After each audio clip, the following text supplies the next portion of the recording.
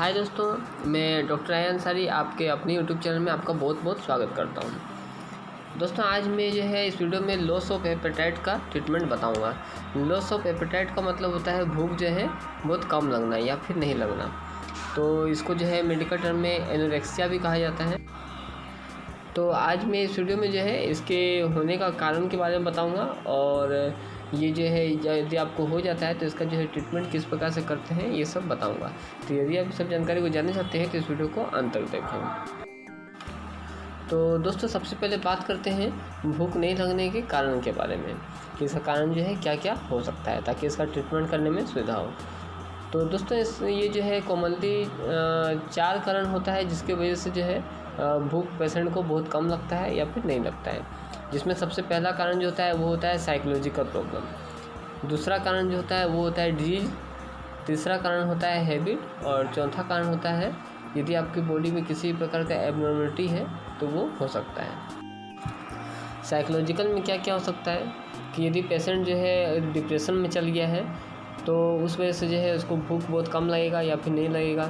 यदि पेशेंट जो है तनाव में है यानी स्ट्रेस में है या फिर उसके ऊपर किसी प्रकार का दबाव बना हुआ है, प्रेशर बना हुआ है, तो ऐसे कंडीशन में जो है पेशेंट को भूख बहुत कम लगेगा या फिर नहीं लगेगा। दूसरा इसमें क्या हो सकता है डिजीज से रिलेटेड। डिजीज में यदि पेशेंट को लीवर डिजीज है, एनीमिया है, वर्म इन्फेक्शन है, इस प्रकार का कंडीशन अगर है तो वैसे कंडीशन में भी जो पेशेंट को भूख नहीं लगेगा।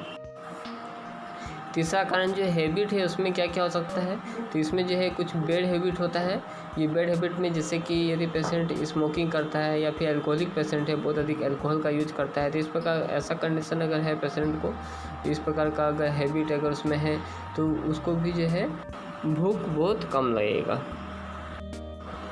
इसके अलावा यदि पेशेंट जो है उसको किसी प्रकार का कोई ऐसा दवाई है जो लेने का आदत पड़ा हुआ है या फिर कह सकते हैं कि अगर उस पेशेंट को जो है कोई ऐसा दवाई जो है ऐसा एलोपैथिक मेडिसिन चलता है लंबे समय से या फिर नींद का दवाई वगैरह यूज करता है तो ऐसे कंडीशन में भी जो है पेशेंट को भूख जो है बहुत कम लगेगा।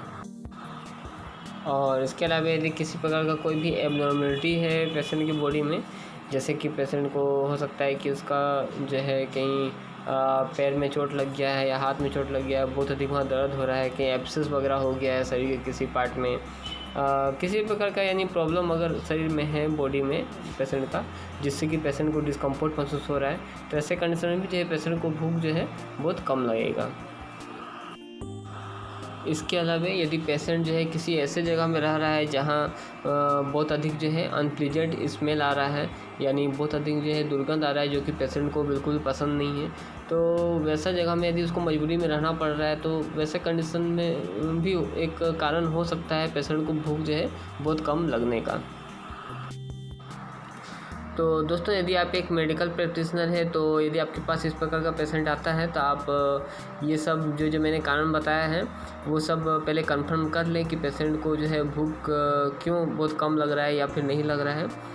जब कारण जो है सुनिश्चित हो जाए, कारण पकड़ा जाए, तब जो है उस प्रकार से ट्रीटमेंट कर सकते हैं। जैसे कि मान लीजिए कि अगर साइकोलॉजिकल से रिलेटेड अगर आपको कारण जानना है तो पेशेंट को आप पूछ सकते हैं कि उसका किसी प्रकार का कोई प्रॉब्लम चल रहा है क्या उसकी निजी ज़िंदगी में, ठीक है, किसी प्रकार का उसके ऊपर कोई प्रेशर है, दबाव है क्या।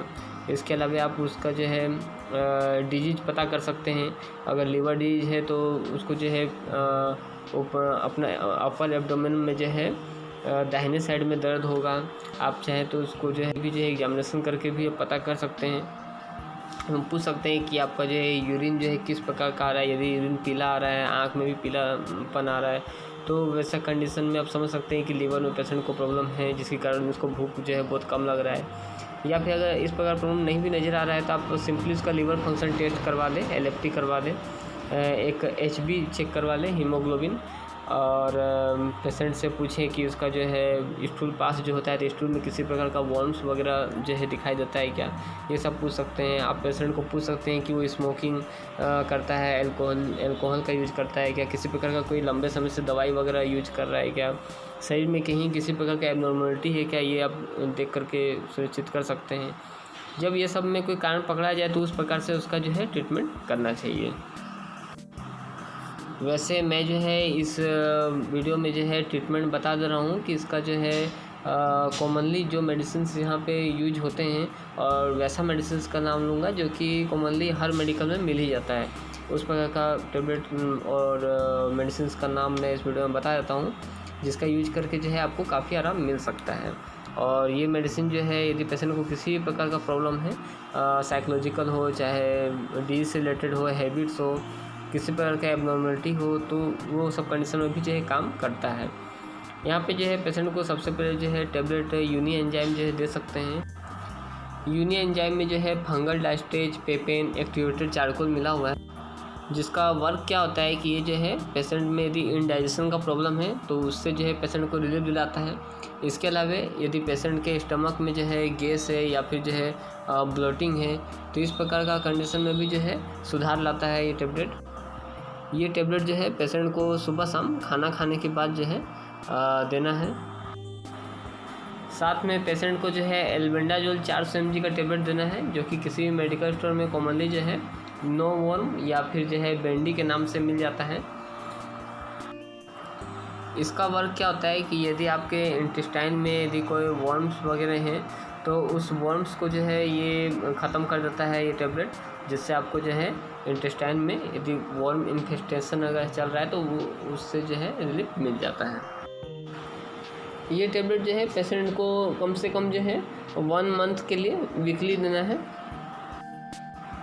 यदि पेशेंट जो है एनेमिक है तो कार्बोहेम कैप्सूल जो है वो भी पेशेंट को दे सकते हैं। कार्बोहेम में जो है carbonyl, iron, folic acid, vitamin B12, vitamin C, zinc, ये सब जो है मिला हुआ है, जिसका काम होता है कि आपके जो रेड ब्लड सेल्स है उसको बढ़ाना, जिससे कि आपका जो एनेमिक जो कंडीशन है उसमें सुधार आता है, आपका शरीर में जो ब्लड है हीमोग्लोबिन वो बढ़ता है।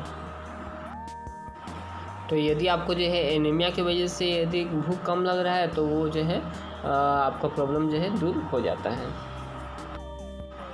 ये कैप्सूल जो है आपको जो है रोज़ पूरे 24 घंटा में किसी भी समय जो है आपको लेना है, एक बार ही लेना है। इस कैप्सूल को पूरे 24 घंटा में एक बार लेना है, और इसको जो है खाना खाने के बाद आपको खाना है।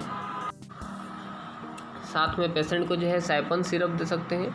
साइपन में जो है सिप्रोहेप्टाडिन, ट्राइकोलिन साइट्रेट एंड सोर्बिटोल जो है वो मिला हुआ है, जो कि जो है भूख को बढ़ा देता है।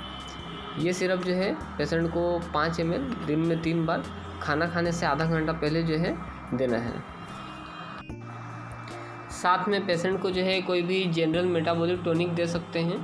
तो यहाँ पे कोई मल्टीविटामिन मेडिसिन भी जो है आप ऐड कर सकते हैं, और चाहे तो यहाँ पे जो है हिमालय का जेरी फोर्ट सिरप जो है वो भी दे सकते हैं। ये सिरप जो है आपको 10 ml सुबह शाम पेशेंट को देना है, खाना खाने के बाद देना है। या फिर कोई भी मल्टीविटामिन सिरप जैसे कि जिंकोविट वगैरह या फिर A to Z health okay, कोई भी इस प्रकार का सिरप जो है 10 ml पेशेंट को जो है सुबह शाम खाने के लिए आप दे सकते हैं।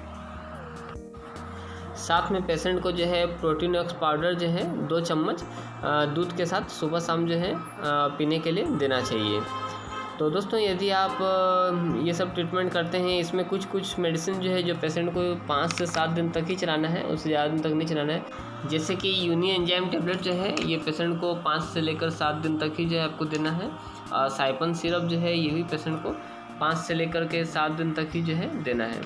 बाकी जो इसमें जो मेडिसिन है जैसे कि बेंडी, वो तो वीकली चलाना है और 30 दिन तक चलाना है, 1 महीना। जैसे आज अगर संडे को दिए तो अगला संडे को, फिर अगला संडे को, ऐसा महीना में 4 संडे आएगा, 4 संडे को देना है एल्बेंडाजोल। और इसमें जो है कार्बोहेम जो है वो महीना भर चलाना है। और जेरी फोर्ट सिरप जो है वो कम से कम पेशेंट को जो है 15 दिन दे सकते हैं, महीना भर ये भी सिरप दे सकते हैं, कोई सा प्रॉब्लम नहीं है। प्रोटीन एक्स पाउडर भी दे सकते हैं महीना भर। लेकिन यही जो 2 मेडिसिन मैंने बताया वही वाला जो है सिर्फ 5 से लेकर 7 दिन तक पेशेंट को देना है। तो दोस्तों जैसा कि मैंने इस वीडियो में बताया, ट्रीटमेंट यदि इस प्रकार का ट्रीटमेंट यदि आप करते हो किसी भी पेशेंट का जिसको भूख बहुत कम लग रहा है या फिर नहीं लग रहा है, तो उसको जो है भूख जो है लगने लगेगा, बहुत अधिक भूख लगेगा, अच्छा भूख लगेगा। बहुत अधिक कहने का मतलब है नॉर्मली जो है जैसा भूख लगना चाहिए उस प्रकार का लगेगा। तो दोस्तों यदि आपको इस टॉपिक से रिलेटेड और भी कुछ सवाल मुझसे पूछना है तो आप नीचे कमेंट बॉक्स में लिखकर मुझसे पूछ सकते हैं, तो मैं उसका जवाब देने का कोशिश करूँगा, और नहीं दे सका तो जल्दी उसके लिए कोई वीडियो बना दूँगा। और यदि आपको उस सवाल का तुरंत जवाब चाहिए तो आप मुझे कॉल मी फॉर ऐप के जरिए डायरेक्ट मेरे पर्सनल नंबर पर कॉल करके भी जो है मुझसे बात कर सकते हो। कॉल मी फॉर ऐप के ऊपर भी जल्दी मैं एक वीडियो बना रहा हूँ जिसमें बताऊँगा कि किस प्रकार से आप कॉल मी फॉर ऐप के जरिए जो है मुझसे बड़े आसानी से बात कर सकते हो डायरेक्ट मेरे पर्सनल नंबर पर, और जो है अपना सवाल बहुत ही आसानी से पूछ सकते हो। तो दोस्तों यही था आज का टॉपिक, आज के लिए इतना ही। यदि आपको वीडियो अच्छा लगा हो तो इसे लाइक कर दीजिए और शेयर कर दीजिए, और यदि आपने चैनल को सब्सक्राइब कर लिया तो इंशाल्लाह मैं आपको नेक्स्ट वीडियो में मिलता हूँ। तो टेक केयर एंड